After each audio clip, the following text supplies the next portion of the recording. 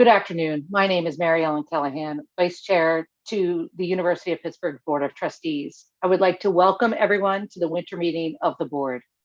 Pursuant to the bylaws, as Vice Chair with the most seniority, I will be exercising the duties of the Chair of the board until we elect our new board chair at our June meeting. Our Governance and Nominating Committee will provide the board with chair nominee for consideration in the coming months. This virtual meeting has been duly advertised as a public meeting in accordance with the Sunshine Act. It is therefore open to the members of the public as observers. This meeting is being streamed on the university's YouTube channel and is also being recorded. The recording will be later made available via the Board of Trustees website.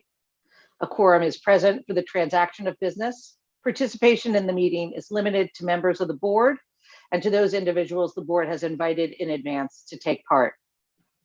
I would like to begin this meeting to acknowledge and welcome our ex officio trustees who are in attendance. Dr. Tanya I. Garcia, who is the Deputy Secretary and Commissioner of the Post-Secondary and Higher Education of the Pennsylvania Department of Education, and is the designee of Secretary of Education, Noe Ortega. County Executive Rich Fitzgerald, and also an ex officio trustee. Representative Dan Frankel, who is the Governor Wolf's designee to the board. And I would also like to welcome Erin McDowell, who joins us today in her first board meeting as a trustee. I had the pleasure of meeting Erin in person at the ACC Championship football game. I'm glad to see her virtually at her first meeting. We're pleased to have all of you here today, and thank you for sharing your time to attend this meeting of the Board of Trustees. Sadly, since the fall meeting, we lost our board chair and dear friend, Tom Richards. Tom's passing was a loss that was deeply felt by many, not just on this board at the university, but by the numerous individuals he positively impacted throughout his life. We cherish Tom, and we will formally honor him later in today's meeting. Several trustees have also lost family members, as have many members of our Pitt and local community. On behalf of the board, I would like to offer my condolences to all of those who have recently lost loved ones. Please join me in a moment of silence to remember Tom and all those who we've lost in Pitt and in the community.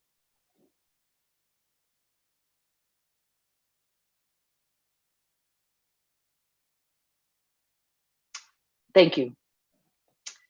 The minutes for the board's fall meeting on September 24th, 2021 were distributed to you in advance of today's meeting and can be found in the meeting materials.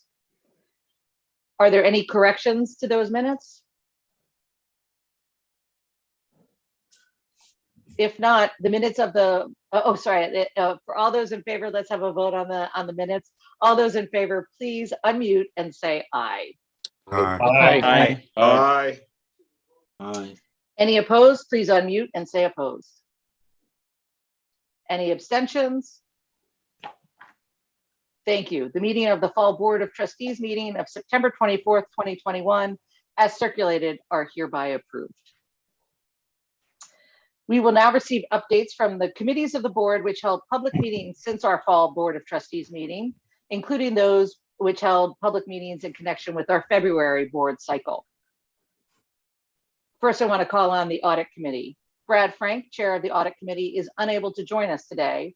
I would like to call on Trustee Gary Brownlee, Vice Chair of the committee, for the Audit Committee report. Gary? Thank you, Vice Chair Callahan. At the information meeting of the Audit Committee held on October 14, 2021, University Controller Thurman Wingrove provided the committee with a comprehensive presentation of the university's consolidated financial statements for the fiscal year ended June 30, 2021. The university's independent auditor, KPMG, informed the audit committee that its audit of the consolidated financial statements had been completed and that KPMG had issued an unmodified opinion thereon. There were no proposed unrecorded adjustments arising during the audit that were material in relation to the financial statements. There were no disagreements with management, no difficulties in dealing with management relating to the performance of the audit, no material weaknesses in internal accounting control, and had the full cooperation of management and staff was received. At the public meeting of the audit committee that same day, the audited consolidated financial statements were approved by the audit committee. And a copy of the audited financial statements have been distributed to the full board. Additionally, at the public meeting, the audit committee voted to retain KPMG as the university's independent auditor and tax advisor for fiscal year 2022. Vice Chair Callahan, this concludes my report. Thank you very much, Gary. Thank you. I would now like to call on Trustee Peter Verchetti, the Chair of the Properties and Facility Committee, for his report for the Property and Facilities Committee. Pete? Thank you, Vice Chair Callahan. The Property and Facilities Committee held a public meeting via Zoom on November 19th, 2021. At this meeting, the committee discussed the renovation of 3512 Fifth Avenue. The project will reconfigure the building to support a new hybrid work arrangement for Pitt Information Technology. Other upgrades will include improvements to the building's facade, new finishes, furnishings and equipment, and upgrades to the elevator, mechanical, electrical, and plumbing systems. This project was approved in the amount of $5.5 million. The renovation of the Cathedral of Learning's 7th floor was also reviewed with the committee. This project will continue the floor-to-floor renovation of the Cathedral of Learning to modernize the space while aligning adjacencies for departments within the building. The 7th floor will be reconfigured to support the Office of the Senior Vice Chancellor for Research, Office of the Provost, and Pitt Information Technology, including architectural, mechanical, and electrical upgrades. The project was approved in the amount of $8 million. Combined, these two projects are proposed to generate 63 construction jobs and 25 support jobs for the state and regional economies. The committee also reviewed the acquisition of the Marriott Residence Inn University Medical Center located at 3896 Bigelow Boulevard. The property consists of 89 efficiency apartments, 73 one-bedroom apartments, and 9 two-bedroom apartments, as well as a 172-space parking garage and other amenities. This acquisition aligns with the university's real estate strategy and will help to support a need for near-term expansion in student housing capacity, particularly in apartment-style units. The committee approved the acquisition of this property at a purchase price of $32 million, pending final due diligence. Vice Chair Callahan, this concludes my report. Thank you very much, Pete.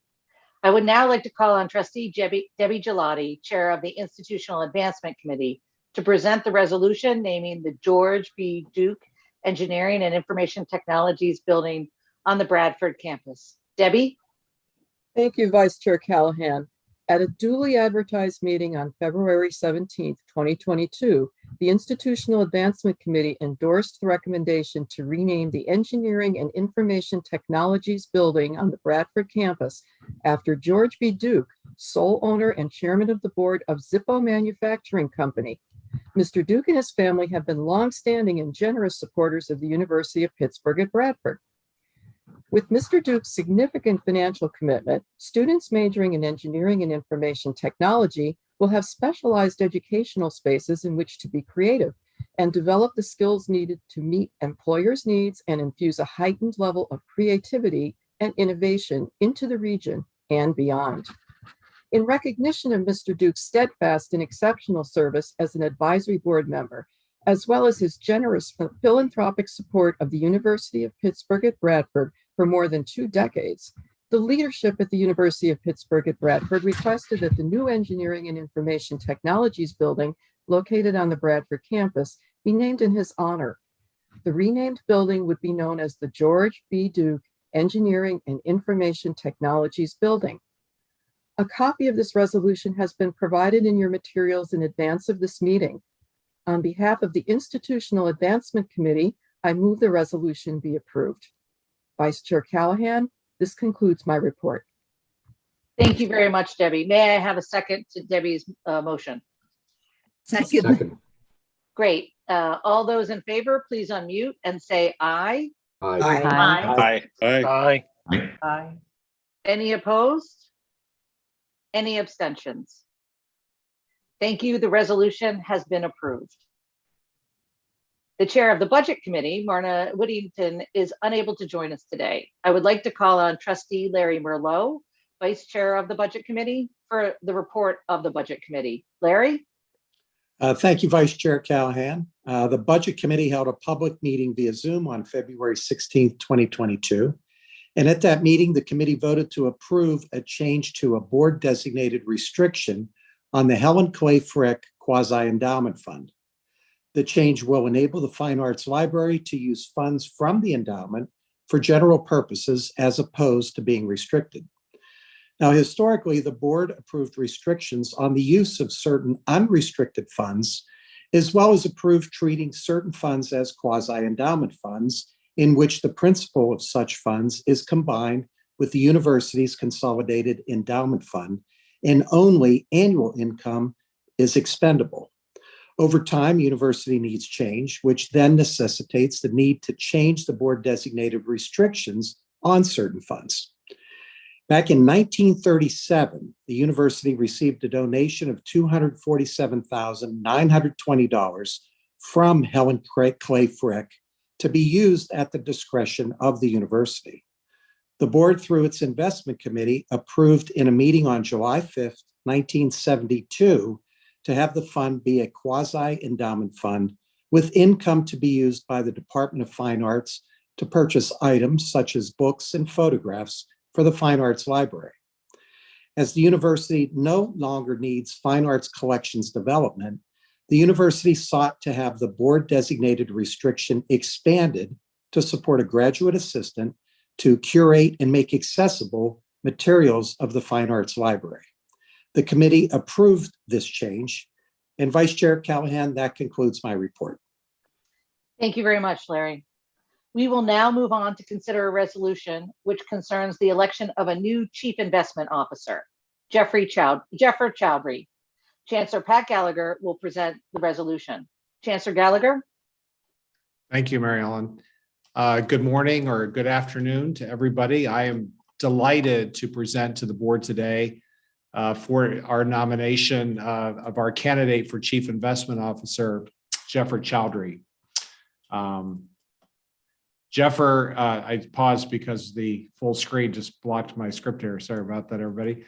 Jeffrey has built an outstanding career in investment and portfolio management. Most recently serving as Senior Managing Director and Head of Investments for our neighbor, Carnegie Mellon University, since 2019. Prior to that, he served as an investment officer at the Museum of Modern Art in New York City. He has also worked extensively in investment banking at Bank of America, Merrill Lynch, and Morgan Stanley. He earned his MBA from the Yale School of Management and his bachelor's degree in electrical engineering from UCLA. He also holds the Chartered Financial Analyst designation. If elected by the board as our Chief Investment Officer at Pitt, Jeffrey will be responsible for overseeing the university's endowment and developing investment guidelines and performance objectives in collaboration with the investment committee. He will also supervise all portfolio construction, manager selection, and risk management, as well as be responsible for adherence to the investment policies of the university. Turn it back to you, Mary Ellen. Chancellor Gallagher, are you moving for? I am so moved. I'm sorry. Thank you. Okay, great. Do I have a Moved and second for Chancellor Gallagher's movement? I second the nomination. Excellent. Thank you all. All those in favor, please unmute and say aye. Aye. Aye. Any Aye. opposed? Any abstentions? Thank you very much. The resolution has been approved. Congratulations, Jeffrey. Welcome to the Pitt family. We are very much looking forward to working with you. I will note that the Compensation Committee will hold a public meeting this afternoon, consider Jeffers' compensation package itself. I will now pass it back to the Chancellor, this time for him to deliver his report. Chancellor Gallagher. Thank you, Mary Ellen. And thanks to the board for that vote. Jeffer, we're delighted to welcome you officially now to the University of Pittsburgh in your full capacity as Chief Investment Officer. And I will now promptly send you all emails I receive about the investment portfolio of the university. So no, we're really delighted to welcome you here and to be part of this university and what's happening here. I also want to take a moment to thank all of our university's trustees for your attendance here at our winter meeting. And in particular, thank you for all of your hard work year round, but especially through this busy committee meeting season over the last few days. It is a bittersweet moment here. This is our first public board meeting since we lost Tom Richards. And I just want to thank everyone for your words of comfort and solace, but also for keeping us on track and moving forward despite the loss of a very dear friend and colleague. I especially want to thank our vice chairs, Lou Costello and Mary Ellen Callahan. It's always a challenge to step up and lead a board under any circumstances, but to do so under these circumstances in accordance with our bylaws was extraordinary. And I want to thank you for your extraordinary service to this university. We appreciate you and we need you. I know the board will be considering a resolution of appreciation for Tom later. Just want to acknowledge at a personal level, I miss Tom a lot. And I know we're all feeling his loss today. My February report is kind of a mid-year touch point in many ways. And I'm going to talk a little bit about some updates from the university, one of them being the question of enrollment update and admissions. And normally I would dive in and start bragging about numbers, but I do want to stop and step back a little bit and talk about what's happening nationally in this context across higher ed. Because if you're like me, you can't open a paper without seeing news about enrollment admissions. And I wanted to just step back and give you some context for what's happening. So first of all, the estimated first year enrollment over the last 3 or 4 years has been declining somewhat. You've all seen that. Of course, a lot of the discussion we've had in the last couple of years is the obvious disruptors of COVID, people staying at home, deferring or delaying their choice to go to college. But I wanted to actually unpack that sort of global trend and talk a little bit about what may or may not be happening here, because I think there are some misunderstandings, both in media coverage on this, that I think are important to understand, because we're seeing some historic shifts. And it's important that we, have some context for what's happening now will be predictive of what's happening in the future. So let me show the next slide where we break it out a little bit in terms of trends of total enrollment across the various years. So these are bar graphs showing the declines over all sectors. Of course, we just showed this. So, last year's enrollment was down about 2.7%. And you see the sort of gentle decline that's happening across the sectors. What's more interesting is if you start to look at the various subsectors within the higher education arena, and specifically here, we're looking at public two-year institutions. This would include community colleges and other associate degree granting institutions, and then our four-year institutions, both public and private and for-profit. And what you will see, quite interestingly, is that the two most disrupted parts of this are the two-year institutions, which are seeing historic drops in admission rates. And you've certainly, many of you heard the news about community college enrollments over particularly the prior year. It's rebounded a little bit. And then in the for-profit sector, a very volatile period where we've seen some rebound, and some recent declines as well. What I want to draw your attention to is that the trend is actually much more gentle again when you get to sort of the traditional four-year baccalaureate universities and colleges. And so at some level, looking at this, where you're looking at, perhaps, 3% or, between 2 and 3% declines, you would not expect to be seeing historic shifts in enrollment levels. So what's going on?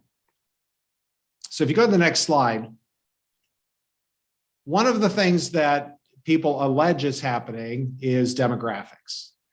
And to remind you what's going on there, this basically addresses, how much of the enrollment drop would be caused because there are simply fewer college age, let me put it this way, traditional college age students. In other words, those coming out of high school. And why might that happen? Well, the birth rate, immigration rate, and other things that affect the number of our population of a certain age group can certainly change enrollments by simply changing the supply, if you will, of students who would be eligible to go to college.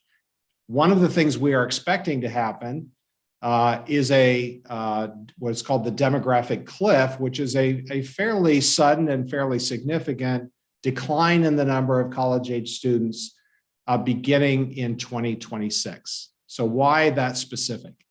It has to do with the fact that the birth rate of the United States went downward sharply during the Great Recession of 2008 and 9, and it has not recovered. So if you add 18 years to 2008, you get to 2026, and therefore we project a decline. And that decline depends on where in the country you are, because it's affected by internal migration in the United States, and it's affected by external immigration into various parts of the United States, both of which of those vary quite a bit by location. What I'm going to tell you is what's happening today in the enrollment has nothing to do with the demographic decline. It's not 2026 yet. So what's happening right now, the demographic cliff is hitting high schools. And that's not enough to explain what's happening nationally. If you turn to the next slide, the other thing that, of course, we spent a lot of time talking about, very COVID related, was the disruption in first-year undergraduate international enrollment, which has dropped significantly. That drop actually began around 2016 and was accelerated pretty radically during COVID as international participation travel were strongly affected by the global pandemic. What I will tell you there is that, yes, this could certainly change admission levels, but it's, again, a relatively small effect, only because a couple things. One, the percentage of undergraduates in the United States who are international students is not large enough to account for the changes. And second of all, there's been some, particularly near term, and we're going to be talking about near term admission numbers, rebound in those numbers.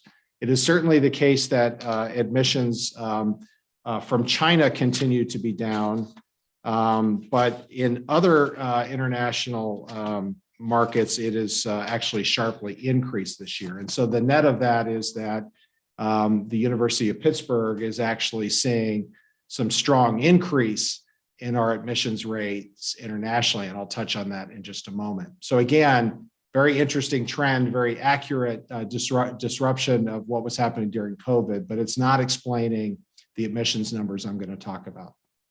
So what are the admission numbers I'm going to talk about? Basically, right now, we're in the season where no one has issued final enrollment numbers. We are in the middle of the application season for the coming fall. Many universities don't disclose admissions progress at this point, but some do. And if you were to pick up a newspaper or do a Google search and look at what's happening, you would see a rather striking story, which is that in the face of this rather gentle decline in the number of enrolling students, the application numbers to various universities are seeing historic numbers. And some are historically high and some are historically low. And to give you a sense of how large this effect is, I was just looking at some of the media coverage last night. elite selective four-year institutions are seeing generally high demand. So to give you some idea, Colgate is reporting admission levels this year that are up 100% over last year. And remember, for most of these schools, last year was also a record for them. Harvard up 42%, University of Virginia up 15%, UC System up about 4%, UC Davis 8.5%, Berkeley up 13%. And so dramatic at Berkeley that many of you know that it's created a real community issue with student housing, and the community is working with the university on essentially an enrollment cap. Virginia Tech 7%, Florida State at 12%. And yet there are also some reports coming in of some other four-year institutions. SUNY New Paltz down 14%, Loyola University of Maryland down almost 20%. And some reports that the Pennsylvania state system, PASHE, is expected to be down about 4%. Now, these are media stories. They're not certified. And I don't want to attribute them to other than, Pat reading the newspaper. But these numbers are astonishingly large shifts. And the bottom line is they can't be explained by a change in the availability of the number of students. What's happening here is not a shift in the supply of students. It's completely attributable to a shift in demand. Where are students? What are students choosing to do, and where are they choosing to apply? And there's a lot of causal factors that stories look at. There are still questions about whether some students have elected to defer and when they start college. And so this is basically the rebound as some of that uncertainty lifts. Some of it is speculation that the strong job market is having folks defer college attainment because they can simply go get work, or that concerns about college costs, particularly through economic disruption during the pandemic, are affecting their choices there. Certainly, everyone experienced the reality of distance learning or remote learning, and there's some evidence that some are choosing to go fully online or predominantly online degree programs. But as you saw, that some of the extraordinarily high demand is for those preferentially seeking an in-person educational experience. Most universities, including the University of Pittsburgh, adopted test optional admissions policies during the pandemic, and those are continuing. Those have certainly opened up the application arena. And we know from looking at data from the Common App and others that the number of applications is up strongly, in part driven by an increase in the number of applications per student. So students are applying to more schools at the same time.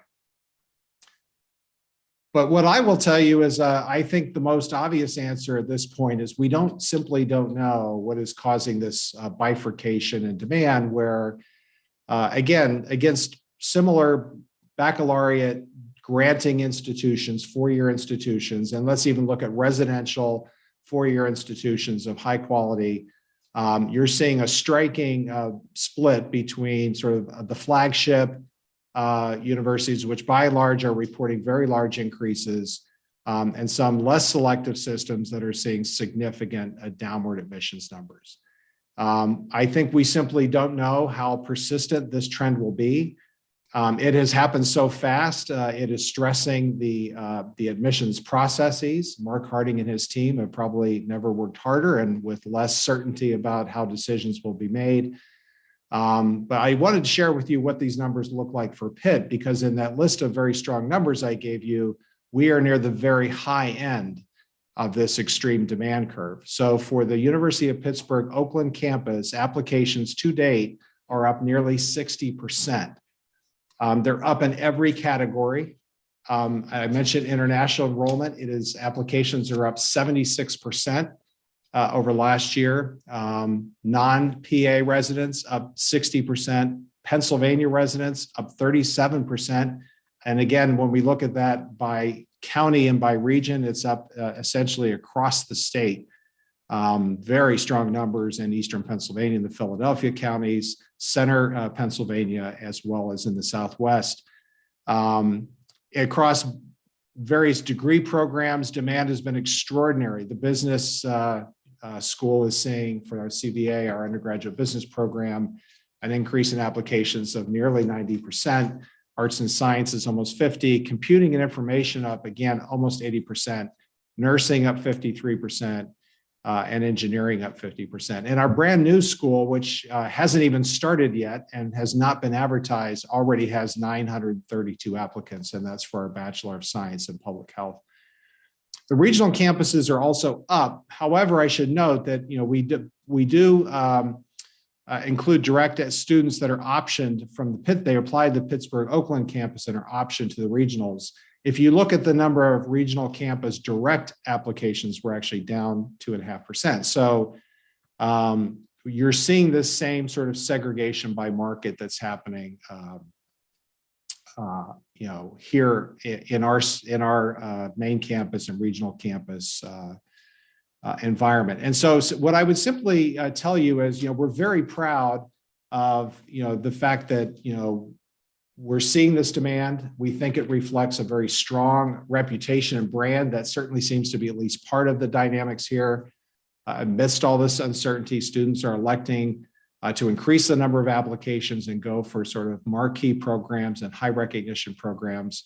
I'm delighted that Pitt is in that category. The demand is now is really national. We're seeing dramatic demand from across the United States, and as you saw internationally. But I just want to caution everyone, this is certainly part of a national dynamic with really still uncertain impacts. It's pretty clear that most of these schools seeing this demand are not dramatically increasing the size of their classes. So this will mean that, in some ways, their, admission rate will have to go down. They're becoming a little bit more selective in some sense. And of course, that's not sustainable in the long run. And of course, for the country, I think looking at a declining overall rate is not necessarily a good thing when the economic outcomes, related to educational attainment have never been larger, right? So we'll continue to look at this and report on this with you. You should expect a very positive report as we get into the summer and fall, and you'll hear from Vice Provost Mark Harding. But I did want to sort of pause and comment on sort of the national backdrop here.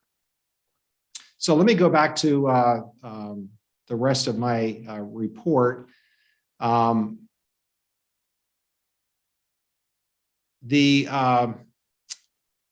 The other items I want to touch on are kind of just, mid-year, news items, some new faces, new accolades, and items of interest for the board. In addition to Jeffer, our new Chief Investment Officer, we also have some additions to the University Administration. Randy Congleton has been named Assistant Vice Chancellor for Equity and Inclusion. She was previously the Chief Diversity Officer at Chatham University. I want to welcome Randy. Our new Vice Chancellor for Human Resources is James Gallagher, Jr. James joins us from the University of Illinois at Urbana-Champaign, where he was Executive Director for Strategic Initiatives in Human Resources. I know they were sorry to lose James, and we're delighted to have him here. And Anish Kumar joined Pitt very recently. He's our new Vice Chancellor for Real Estate. In that role, he will oversee the university's real estate portfolio, including property acquisitions, real estate investments, negotiations, and portfolio management. He served in a similar role at the University of Pennsylvania, which many of you know has been very active and a real leader nationally in this area. And his arrival is very timely for us because of the planned departure of our current Vice Chancellor for Planning, Design, and Real Estate, Beth McGrew. So I do want to welcome Anish, and thanks to Beth for her years of service to the university and her efforts as an active Pitt alumna. On the rankings front, we always keep close tabs on our reputational rankings and how we might enhance them. This again has been an area seeing some significant strengthening and growth at a time of a lot of disruption. And this includes disruptions in the ranking systems, as we've discussed in various committees. So changing criteria for what constitutes quality, increasing focus on outcomes, and the importance of access and affordability. So rankings are important, though, and as we talked about, these shifts in market can be significant, but the stories of the Pitt people behind them are extremely compelling. So I would like to highlight some more specific highlights from across the university to give you a sense of some of the features behind these remarkable rankings. So let me start with research. Pitt scientists and grad students in our Department of Physics and Astronomy recently built their own quantum computer. For those of you who don't follow the world of quantum computing, they are one of the most disruptive potential technologies that under consideration. If successfully built, they would overtake our current computing technology. And they do so by harnessing the unique and strange properties of quantum mechanics to solve problems that simply cannot be done with modern or classical computers. The team at Pitt built a quantum computer that using kind of a Lego-like component system, basically a modular approach that connected a unique pattern. They've patented this method, and it's more efficient and potentially more practical than some of the existing superconducting quantum computers. And there is a global kind of not arms race, but quantum computing race to develop the world's first at-scale quantum computer. And it's impressive and exciting that some important work is being done right here at Pitt. Also recently in December, 2 Pitt innovations arrived at the International Space Station for a long series of experiments. Many Pitt researchers and students know what it's like to put all your effort into a project, send it to the world, but few get to see it launched on a rocket into orbit. The 2 experiments really are developed to test innovative technologies in low Earth orbit. The first is a high-resolution binocular telescope. It's about the size of a toaster oven, but it could actually see an image of your car parked in your driveway from space. That project is led by Alan George, a number of former and current graduate students from the Swanson School of Engineering. The other device is a camera facing the horizon in the direction the space station is moving, and it's designed to track fast-moving objects in space and improve situational awareness and collision with debris or space items. So it's also designed to mimic the function of the human retina, and that research team is led by Riyad Ben Osman, a roboticist and Pitt professor of ophthalmology, which is really a fascinating mix. Looking now at some of the honors by our students, I'd like to recognize that one of our students, Maya Lin, won the prestigious Marshall Scholarship. She's a senior majoring in anthropology and museum studies. She's a student at the University Honors College. She is only the 11th student to ever be named a Marshall Scholar. Her Bachelor of Philosophy thesis focuses on genocide perpetrated by German colonial soldiers in Southwest Africa in the early 1900s. And it's part of a larger body of work she's pursuing to understand and preserve the collective memories of atrocities. In fact, after the Tree of Life shooting here in Pittsburgh, she created a special memorial that features a collection of student responses to the attack. And as a Marshall Scholar, she plans to pursue a Master of Arts in Conflict Transformation, Social Justice at Queen's University, Belfast in Northern Ireland. There's several of our alumni are making the news lately. A Schwartzman Scholarship was awarded to Joseph Kennicott, a member of the class of 2018. Joe's another exceptional and creative scholar. He majored in neuroscience and economics at Pitt. He's currently in med school with the University of Maryland. His scholarship will fund studies at Tsinghua University in Beijing, where he plans to earn a master's degree in global affairs. So Joseph continues to both go deeper and broader in his studies and interests. And 2 Pitt alumni have been elevated to significant roles in government overseas. Lucia Damert, who earned her master's degree from our Graduate School of Public and International Affairs, is now a chief advisor to the president-elect of Chile. Law school graduate Fatima Wazari Aziz was named Director General of a national agency for the prohibition of human trafficking in Nigeria. And Michael Lindsay, a leading scholar of poverty, inequality, and child mental health, has been named a new dean of the School of Social Work at NYU. Michael earned his master's of public health and a PhD in social work at Pitt. And so our congratulations to all of these alumni. I should also note some news on the National Academies front. William Clark and Stephen Little from the Swanson School of Engineering have been elected fellows of the National Academy of Inventors. This is one of the highest honors for American academics and inventors. And another very impressive honor for our distinguished professor of engineering, Anna Balazs. I have to just note a particular honor to me is that she served on my thesis committee many, many years ago. I'm very proud of Anna. And what was remarkable is less than a year after she was elected to the National Academies of Science, she has now been elected a member of the National Academy of Engineering. This makes her the first Pitt faculty member to hold dual membership in both of the engineering and science academies. So Anna, if you go get that National Academy of Medicine, you'll have completed the trifecta. She will be inducted at the NAE annual meeting this fall in Washington, D.C. And so my congratulations to these three remarkable scholars on these well-deserved honors. Also, 4 Pitt faculty members are among the latest group of fellows elected to the American Association for the Advancement of Science. This is a recognition, it's among the highest honors in science. Kay Brumman, a professor of chemistry, Sarah Gaffin, professor of medicine, Stephen Little, professor and chair of our chemical and petroleum engineering, and Jerry Vockley, a professor of pediatrics. And so our congratulations to those 4. And then 3 additional noteworthy honors. Keisha Blaine from our Department of History was named to the New America National Fellows Class of 2022. Her latest book, which is titled Until I Am Free, Fannie Lou Hamer's Enduring Message to America, was named one of the 10 best history books of the year by Smithsonian Magazine. Really a heartfelt shout out to Keisha. She's really become a rock star and is so well deserving of this recognition. Very proud of her. And then Rory Cooper continues to rack up accolades, most recently receiving the John P. McGovern Science and Society Award from the Sigma Xi Research Society.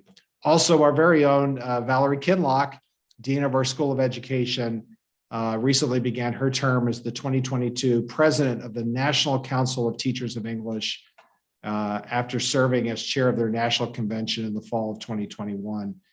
By the way, our School of Education has had several exciting developments under Valerie's leadership, most notably adding an undergraduate degree in response to an urgent and growing teacher shortage. The Bachelor of Science in Teacher Education will begin accepting students in 6 academic tracks for the fall semester in 2023, all aligned with Pennsylvania Department of Education certification guidelines. And then some similar news from Pitt Public Health in recognition of a new undergraduate degree program. Our GSPH will drop the graduate from its name to become the University of Pittsburgh's School of Public Health, since it is now an undergraduate degree granting program. Last month, the school announced a new Bachelor of Science in Public Health degree. The inaugural class is taking shape right now, and I mentioned the incredible enrollment numbers. And as with the new education degree, these developments are in response to an urgent societal need, in this case, the national demand for outstanding public health workers. They reflect an investment in younger generations of students who are really passionate about student health, and I hope you all recognize that in the remarkable numbers. And then finally, a few other significant, well, I'm not sure it's finally, but some other significant updates since we met in September. We are moving forward on the implementation of our strategic plan. One aspect of that program is our Pitt Seed program, which is a funding program, almost like an internal venture fund, which accepts great ideas from our faculty and staff in ways that they can advance our strategic goals. We began accepting applications over the past few months. This is the first round under the new strategic plan and an opportunity for faculty and staff on all of Pitt's campuses to advance great ideas and to help us find those projects that can, really scale up to create broad university-wide impact. And so we'll be excited to share more as that process moves forward. Also wanted to give you an update. Many of you saw a few months ago the Richard King Mellon Foundation announced a $100 million grant to the University of Pittsburgh. The grant is designed to advance the region's life sciences economy, essentially by supporting an anchor bioresearch and development or biomanufacturing facility on the historic and formerly industrial site called Hazelwood Green. This gift was the largest single project gift in RKM Mellon's foundation history. Pitt Bioforge is the name of this project. Efforts are well underway. And I think some of you saw the news today announcing the master developer for the Hazelwood Green site. So we look forward to working with them. And then I wanted to sort of talk about some other giving. This week on 2/22/22 was the Pitt Day of Giving, the 6th year of this annual event designed to highlight and advance participation in philanthropy to the University of Pittsburgh. Over 11,000 donors gave to Pitt and collectively resulted in nearly $3 million of giving in a 24-hour period to the university. That's 18% higher than last year's record total. So we're really excited. What really is encouraging is just how broad this participation was. We received gifts from all 50 states, from 26 different countries, and from 6 continents. I'm inspired and I'm grateful for that amazing show of support from our alumni, our faculty, our staff, our students. We've had students coming in making cash gifts here on campus, and of course to the many friends of the university. And I will finally close by noting that we are halfway through the 2nd semester of the academic year. Spring break is just around the corner. The weather is still Pittsburgh, so it'll go up and down 5 more times before we see warm weather, but you can see spring is in the air. I am really looking forward to our commencement ceremonies for the thousands of new Pitt graduates that just around the corner this spring. But we're also excited to celebrate the graduates of 2020 who were unable to enjoy an in-person ceremony 2 years ago. And so we've invited them back for a special ceremony at the Peterson Event Center. I know this was a long time in coming. I really appreciate their patience and sacrifice, and I can't wait to welcome them back to celebrate together this spring. And with that, Madam Vice Chair, I conclude my report. Thank you. Thank you very much, Chancellor Gallagher. That was great. So many amazing things going on at the university. It really is awe-inspiring, and it's wonderful news across the board. I will note I've been very disappointed that we haven't been able to meet in person for this meeting. We had optimistically hoped so, and we had to withdraw it. But having seen those pictures of Pitt in February with all the snow, I might be okay with having this be virtual only, because that didn't look like a lot of fun. But they are beautiful photos, and sorry that we're not on campus, and hope to be there soon. Are there any questions for the Chancellor? If not, as he and I both mentioned earlier, we're going to take a moment to honor our dear friend, leader, and board chair, Tom Richards. Please join me in watching this tribute of Tom. There is almost no truer measure of someone's effect on the world than how they are remembered when they are no longer with us. This past year, the University of Pittsburgh lost one of our family members, Tom Richards. The outpouring of love and support of Tom after a 14-month battle with cancer showed how much he touched us and the world around him. Born in the nearby steel town of Aliquippa, Tom graduated from Moon High School, where he was a sharpshooting basketball player who once played with Kobe Bryant's dad. He met his wife, Mary Beth, in high school, and both attended Pitt together before marrying in 1978.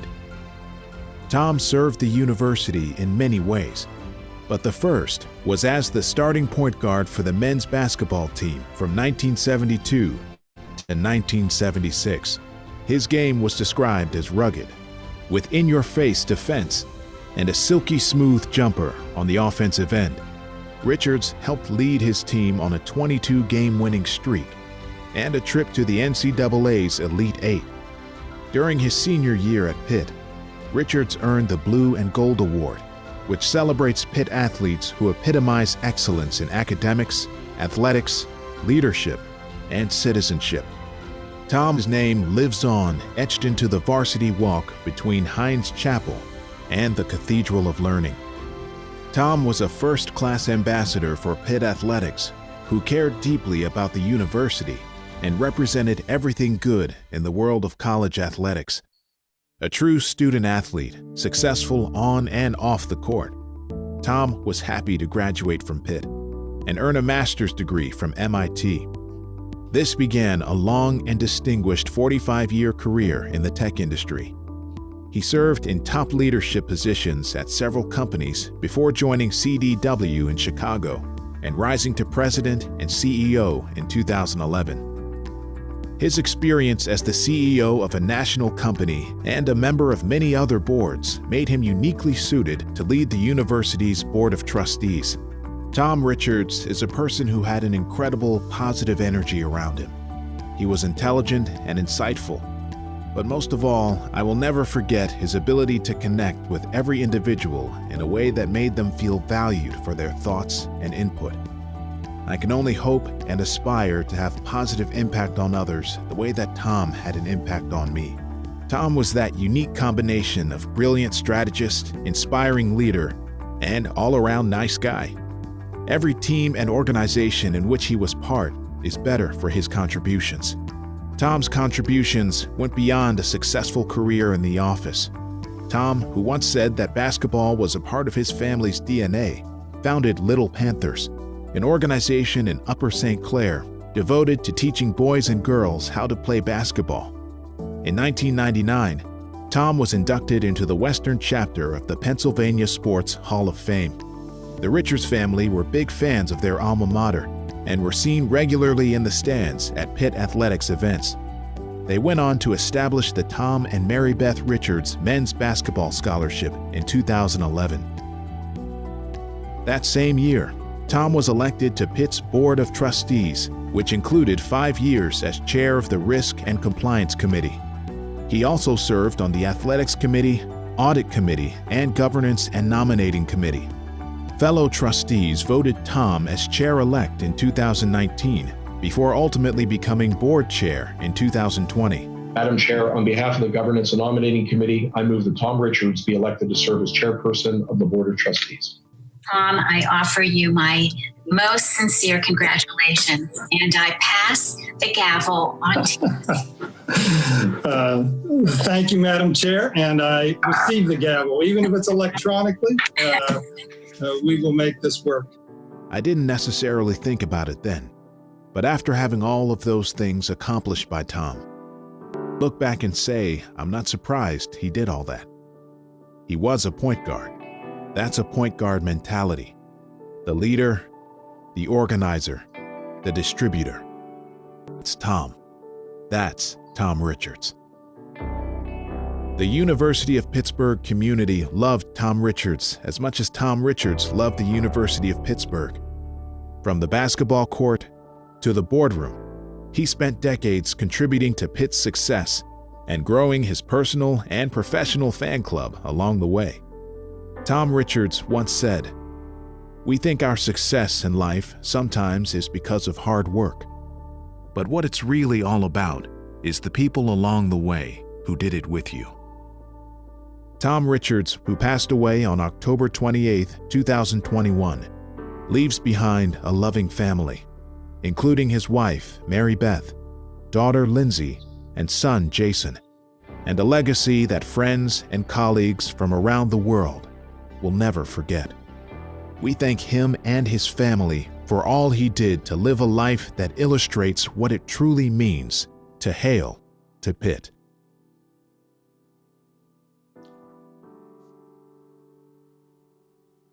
That was just lovely. That was just lovely. We are going to have the executive committee now read a resolution of appreciation for Tom. Pete, would you please start us off? I'm honored to, Madam Chair. Whereas Thomas E. Richards was beloved by family, friends, and colleagues from around the world. And while his life took him to different locations, he was always a proud Pittsburgher who forever held the city in his heart.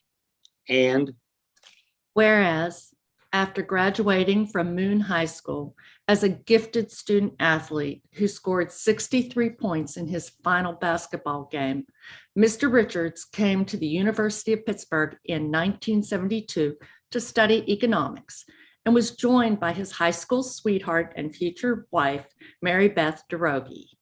And whereas, in addition to excelling in his studies, he became the starting point guard for the Panthers basketball team and enjoyed a particularly magical 1973 to 74 season, marked by a 22-game winning streak and a trip to the Elite Eight in the NCAA tournament. And Mary Beth played in the inaugural season of the women's basketball program in 1974. And whereas during Mr. Richards' senior year at the university in 1976, he earned the prestigious Blue and Gold Award, which celebrates student athletes who epitomize excellence in academics, athletics, leadership, and citizenship, and had his name etched with decades of previous awardees into the varsity walk that connects the Cathedral of Learning to Hines Memorial Chapel. And whereas after graduating from the university and earning his master's degree in management at the Sloan School of Management at the Massachusetts Institute of Technology, Mr. Richards spent 45 years enhancing and transforming the technology industry as a senior executive at Bell Atlantic, Ameritech, Clear Communications, and Quest Communications International. And whereas after joining CDW in 2009, Mr. Richards became its president and chief executive officer in 2011 and set high standards of excellence by guiding the company's rise in annual revenue from $9.6 billion to more than $15 billion and leading CDW's initial public offering market in 2013, growing the company's market capitalization from nearly $12 billion in just 5 years before retiring in 2018. And whereas Mr. Richards' commitment to the university's athletic program and service to the Pittsburgh community inspired Pitt's Varsity Letter Club to honor him with an award of distinction in 2007. And whereas after instilling a deep-rooted family tradition of Pitt basketball, the Richards children both work in the Department of Athletics, Jason for men's basketball and Lindsay for women's basketball. And whereas in 2011, recognizing the importance of assisting and showing support to students, Tom and his wife, Mary Beth Richards, established the Tom and Mary Beth Richards Men's Basketball Scholarship in the Department of Athletics to provide tuition support to student athletes on the men's basketball team. And whereas additionally in 2011, Mr. Richards was elected to serve as a member of the university's boards of trustees and was immediately recognized as a committed and dedicated member, serving on many committees of the board and as chair of the Risk and Compliance Committee and as a member of the School of Information Sciences Board of Visitors. And whereas in 2019, Mr. Richards was elected to serve as chair-elect of the Board of Trustees and was elected to serve as chair of the board in 2020. And whereas Mr. Richards' dedication and commitment to the university continued through his tenure as chair of the board, where his responsibilities included serving as chair of the Compensation and Executive Committees, first vice chairperson of the UPMC Board of Directors, and as a member of the other 12 committees of the board. And whereas through his leadership and strategic planning as chair of the Board of Trustees, the University of Pittsburgh continued to thrive in its commitment to excellence in higher education and financial well-being, even while facing a devastating pandemic, earning the admiration and appreciation of his colleagues. And whereas during his tenure as chair of the board, Mr. Richards remained committed to building an effective, dynamic, and diverse board of trustees that would be reflective of the diversity of the university's community and serve as an example of the university's commitment to an inclusive and equitable campus environment, embracing the varied perspectives of the university community. And whereas in celebration of his extraordinary life, in November of 2021, the university honored Mr. Richards with an engraved bench in the Hines Memorial Garden for his service as chair of the Board of Trustees.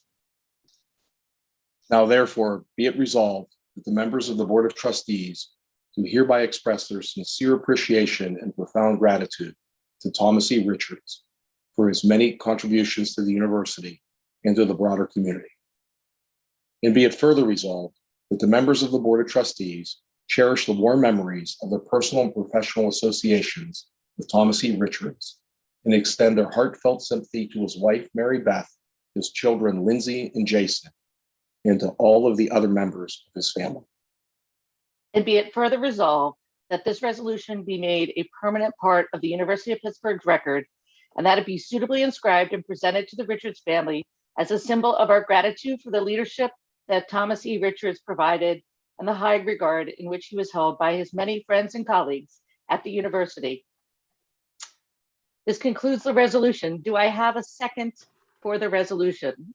Mr. Vice Chair? Second. All those in favor, please unmute and say aye. Aye. Aye. Aye. Aye. Any opposed? Any abstentions? Thank you. The resolution has been approved. Would any trustees like to make any comments?